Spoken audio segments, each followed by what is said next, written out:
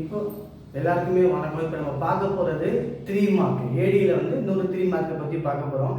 இது என்ன 3 mark sir அப்படின்னா சிஎம்ஆர்ஆர். சிஎம்ஆர்னா என்னன்னா காமன், பாருங்க, காமன் மோட் ரிஜெக்ஷன் ரேஷியோ அப்படின்னு சொல்லுவோம். Common mode rejection ratio CMRR.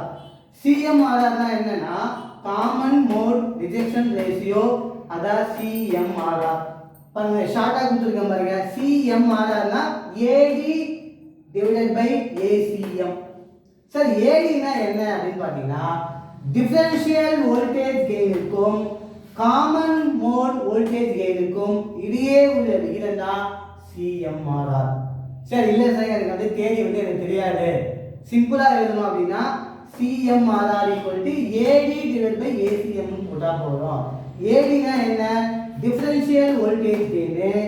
ஏசிஎம்னா என்னன்னா காமன் மோட் வோல்டேஜ் கெயின்.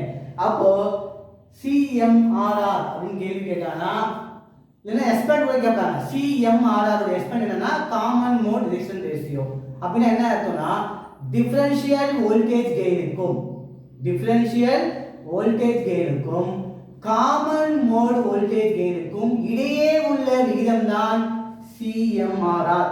ரொம்ப ஒரு முக்கியமான क्वेश्चन 3 மார்க். கண்டிப்பா நீங்க என்ன பண்ணணும், இந்த क्वेश्चन நீங்க ஈஸியா படிக்கலாம்.